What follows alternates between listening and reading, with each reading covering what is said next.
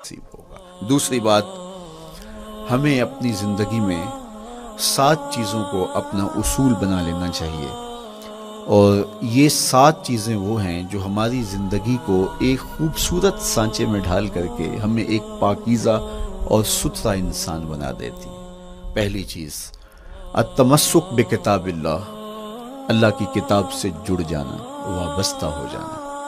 جب ہم کتاب اللہ سے وابستہ ہو جائیں تو پھر ہمارے باطن کی اور نفس کی تربیت ہوتی ہے، اور پھر ہم وہ مطلوب انسان بنتے ہیں جو ہمارا رب ہم سے تقاضا کرتا ہے۔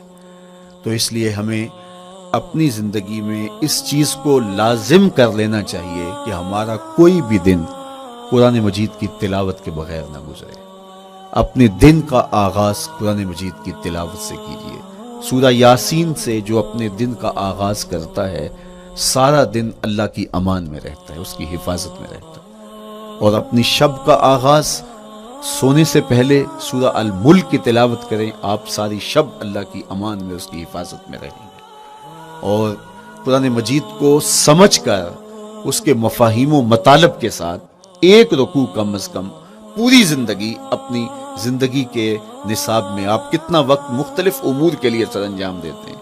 یہ کتاب انسانی ہدایت کے لیے، انسانی تربیت کے لیے، اس سے کوئی اور بہتر اور مؤثر جو ہے وہ نصاب نہیں ہو سکتا ہے۔ انسان سازی کا بہترین ذریعہ ہے یہ کتاب، اور اس کتاب کے ذریعے سے جو ہے وہ انسان پستیوں سے اٹھ کے بلندیوں تک جا پہنچتا ہے۔ اقبال نے تو کہا کہ گر تمی خواہی مسلمان زیستن، نیست ممکن جز بقرآن زیستن۔ اگر تو مسلمان بن کے جینا چاہتا ہے تو قرآن کے بغیر ایک قدم بھی نہیں چل سکتا۔ تو آگے چل کے اسی نظم میں کہا کہ فاش می گوئم آن کے در دل مزمرست، ای کتابیں نیست چیزیں دیگرست۔ اگر میں کھل کے بیان کر دوں جو میرے سینے میں چھپا ہے تو میں تجھے بتا دوں کھل کے، یہ کتاب نہیں، یہ کوئی اور ہی شے ہے۔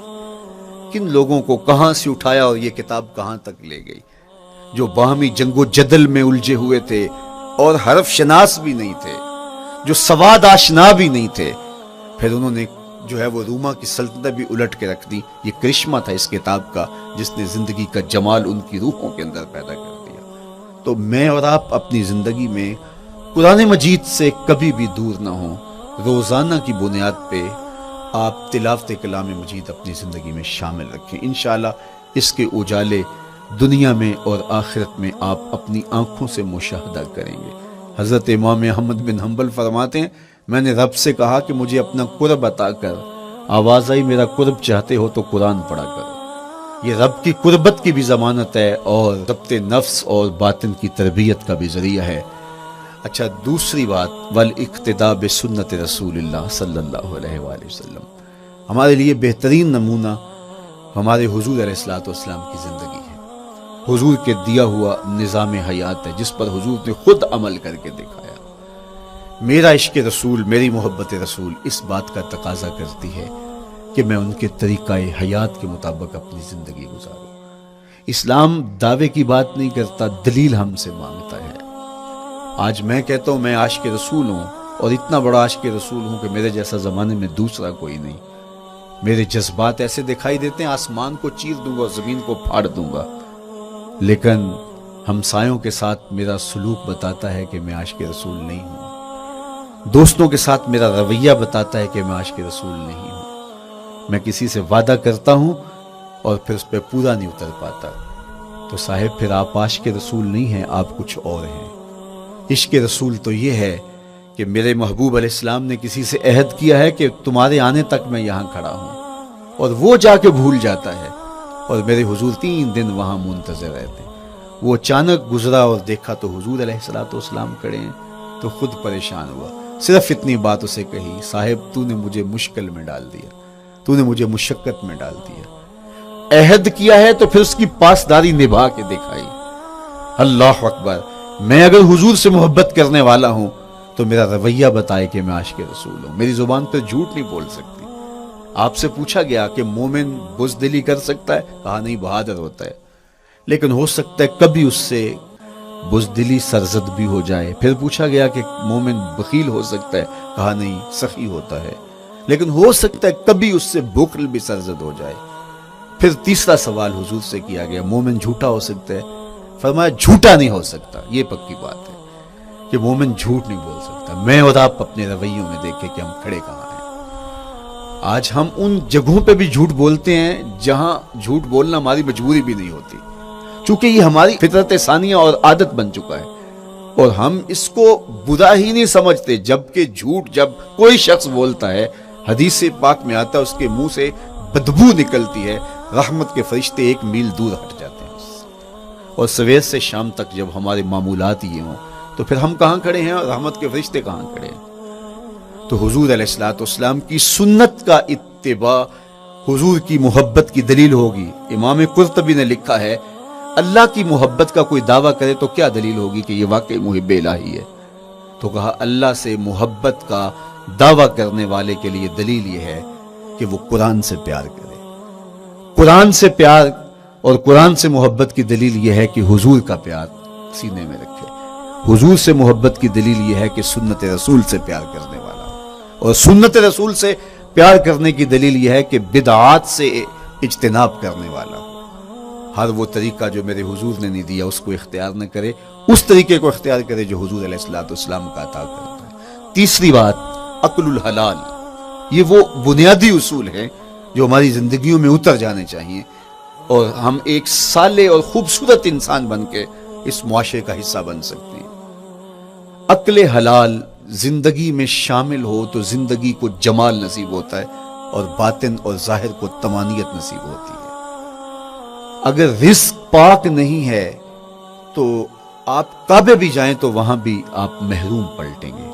میرے حضور علیہ الصلوۃ والسلام نے فرمایا ایک بندہ لمبا سفر کر کے گیا، اشعث اغبر کے لفظ ہیں کہ اس کے بال بکھرے ہوئے ہیں، سفر کی گرد پڑی ہوئی ہے، اور لباس بھی پھٹا ہوا ہے، شکستہ حالت، پراگندہ صورت، اور کھڑا ہے کعبۃ اللہ کے سامنے. یمد یدیہ، دونوں ہاتھ لمبے کر کر کے دعا مانگ رہا ہے، اور کیا کہتا ہے؟ اے اللہ وَمَطْعَمُهُ حَرَامٌ وَمَشْرَبُهُ حَرَامٌ وَمَلْبَسُهُ حَرَامٌ وَغُذِّيَ بِالْحَرَام. فرمایا اس کا کھانا حرام کا ہے، اس کا پینا حرام کا ہے، اس نے جو لباس پہنا وہ حرام کا ہے. میرے حضور فرماتے ہیں بتاؤ اس کی دعا کیسے قبول ہوگی؟ اب لمبا سفر کاٹ کے حرم کعبہ میں پہنچے، غلاف کو پکڑ پکڑ کے دعائیں کر رہا ہے، لمبے لمبے ہاتھ کر کے دعائیں مانگ رہا ہے، ملتزم سے لپٹا ہوا ہے، حتیم میں سجدہ ریز ہو کے رو کے دعائیں مانگ رہا ہے، لیکن دعا قبول نہیں ہوتی. کیوں؟ اس لیے کہ اس کے پیٹ میں لقمہ حرام کا ہے، اس کے بدن پہ لباس حرام کا ہے. تو اسلام نے جتنا زور حلال کمانے، حلال کھانے اور حلال اختیار کرنے پر دیا ہے، تو ایک مومن اگر اسلام کے مبادیات سے بھی آگاہ ہو تو اس کی تو زندگی کے اندر جو ہے وہ حرام گھس ہی نہیں سکتا ہے، بلکہ وہ مشکوک سے بھی اجتناب کرے. چوتھی چیز کف الاذی. اپنے آپ کو ایسا بناؤ کہ تمہارے وجود سے کسی کو ضرر اور تکلیف نہ پہنچے. ہمارا اسلام تو ہمیں یہ بتاتا ہے کہ تم پیاز یا لہسن کھا کے مسجد میں نہ جاؤ کہ تمہارے منہ سے جو سمیل آتی ہے اس سے کسی کو تکلیف نہ پہنچے. تو یہ اسلام کی دی ہوئی تعلیمات ہیں کہ مسجد میں بھی جانا ہے تو اپنے آپ کو دیکھو کہ تمہاری حالت کیا ہے، تمہاری وجہ سے کسی کو تکلیف نہ پہنچے. تمہارے رویے اتنے خوبصورت ہوں، تمہارے ہمسائے بتائیں کہ یہ واقعی مسلمان ہے. مسلمان کی تعریف کی گئی، المسلم من سلم المسلمون من لسانہ و یدہ. مسلمان کون ہے؟ جس کے ہاتھ سے، جس کی زبان سے دوسرا مسلمان بھائی محفوظ ہے، تو وہ مسلمان ہے. اللہ اکبر. ہم یہ جو کہتے ہیں السلام علیکم، اس کو کہتے ہیں تحیت المسلم، مسلمان کا تحیت. تو اس میں اس کے معنی پہ غور کریں تو ہم اس کو ضمانت دے رہے ہوتے ہیں، السلام علیکم، تیرے اوپر سلامتی ہو. تو ہم اپنی جانب سے اسے ضمانت دیتے ہیں، میرے بھائی میری طرف سے تیری عزت، تیری جان، تیری آبرو سلامت ہے. اب میری جانب سے تو پریشان نہیں ہونا، میں تجھے سلامتی کی ضمانت دیتا ہوں. اور وہ آگے سے کیا کہتا ہے؟ وعلیکم السلام. میرے بھائی پھر میری جانب سے بھی تیرا سب کچھ محفوظ ہے.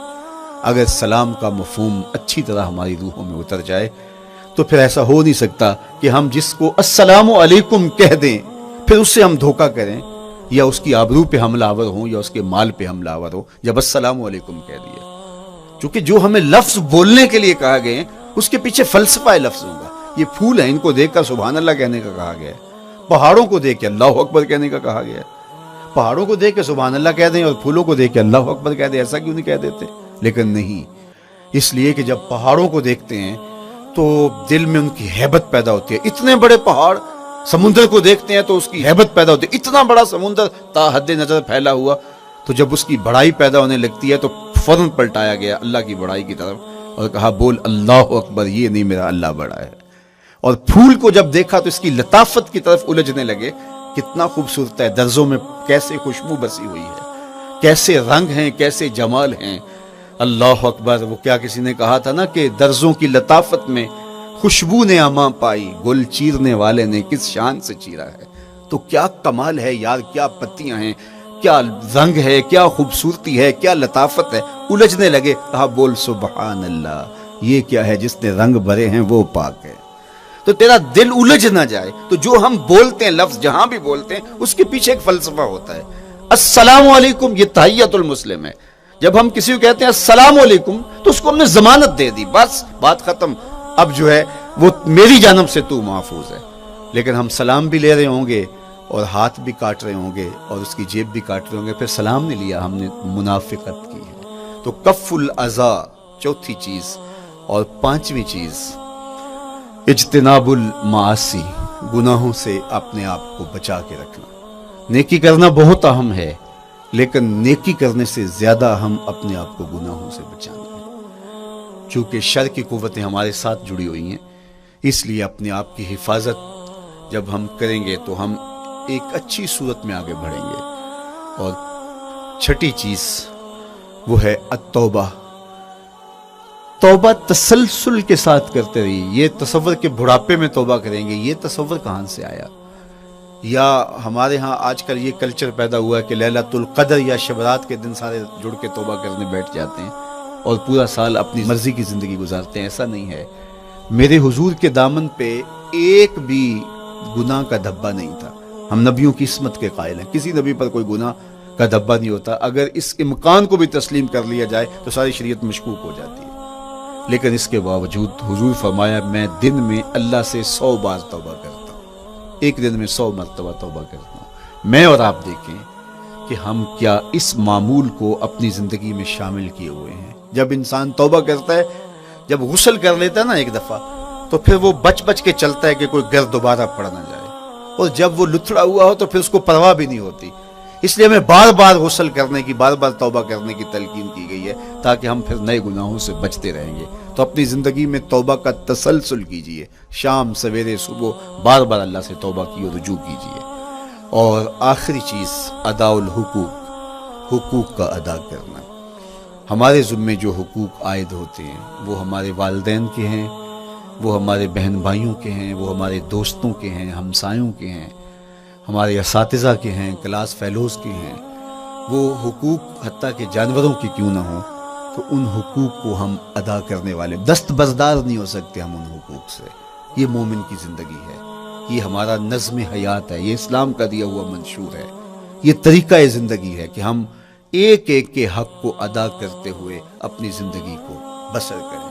بالخصوص میں طلباء سے مخاطب ہوں کہ یہ عمر تربیتی اعتبار سے سب سے اہم عمر ہے. سیدنا علی المرتضیٰ رضی اللہ تعالیٰ عنہ فرماتے ہیں کہ 15 سال سے لے کر کے 20 سال تک کی عمر میں انسان کے نظریات پختہ ہوتے ہیں اور اس کی عادتیں جمتی ہیں. یہ دوسرے کہتے ہیں 13 سے 19 سال تک کی عمر, وہ کہتے ہیں یہ بڑی اہمیت کی حامل ہے. تو 13 سے 19 سال یا 15 سے 20 سال تک کی عمر, بعض کا تو ہوتا ہے کہ ابھی بچے ہیں, ماں باپ بھی سستی کرتے ہیں کہ ان کو تہجد کا عادی اب کیوں بنائیں, ابھی تو یہ بچے ہیں, ان کو ان چیزوں سے, چھوٹی چھوٹی چیزوں کا عادی اب کیوں بنائیں, جب بڑے ہوں گے, سمجھدار ہوں گے, ذمہ داریوں کا بوجھ آئے گا, سب کچھ کر لیں گے. تو پھر اس وقت کرنا مشکل ہوتا ہے, پھر کر نہیں پاتا بندہ. تو جو سیکھنا ہے, جو عادتیں پختہ کرنی ہے, وہ اسی زندگی میں ہوتی ہیں. تو یہ آپ کا ایک موقع ہے, آپ کو ایک ماحول فراہم ہوا ہے. آپ کے ہمسائے آپ کے کلاس فیلوز ہیں جو آپ کے ساتھ کمرے میں رہ رہے ہیں. ہمسائیگی کے حقوق ادا کرنے کا جو انداز ہے وہ یہاں ہی سیکھیے اور اپنے اندر اس کو متحقق کیجیے اور پختہ کیجیے. اسی طرح اپنے گفتگو کے لہجوں میں شائستگی, اپنے انداز کے اندر خوبصورتی اور اپنے رویوں کے اندر جمال پیدا کرنے کی کوشش کریں. اپنے آپ کو مؤثر بنائیں, اور شریعت کے بتائے ہوئے اصولوں اور ضابطوں کے مطابق آپ جب زندگی کے چند دن گزار لیں گے، پھر زندگی گزارنے کا نشہ آنے لگ جائے گا. چونکہ جب ہم اپنی خواہش کی زندگی گزارتے ہیں تو پھر ہم خود بے چین اور مضطرب ہوتے ہیں، اس لیے کہ ہمیں اس طرح زندگی گزارنی چاہیے جس طرح ہمارے رب نے ہمیں بتایا ہے. آپ کوئی بھی مشین خریدتے ہیں، کوئی بھی چیز لیتے ہیں تو اس کے ساتھ چھوٹی سی بک دیتے ہیں، آپ کو اس کا طریقہ استعمال بتاتے ہیں کہ اس کو یوں استعمال کرو گے تو دیر پا اس کے فوائد حاصل کرو گے.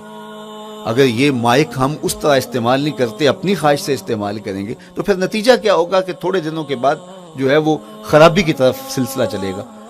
اس طرح یہ وجود جس پاکیزہ ذات نے بنایا ہے، اس نے ہمیں بتایا ہے کہ اس کو استعمال کیسے کرنا ہے اور اس زندگی کو کیسے گزارنا ہے. اور پھر انسان کو ایک ماڈل اور نمونہ بھی چاہیے، تو کہا نمونہ دیکھنا ہے تو محمد عربی کی ذات دیکھ لو. ادھر دیکھتے جاؤ اور زندگی گزارتے جاؤ، دیکھنا تمہاری زندگی کتنی خوبصورت اور کتنی پروقار گزرتی ہے.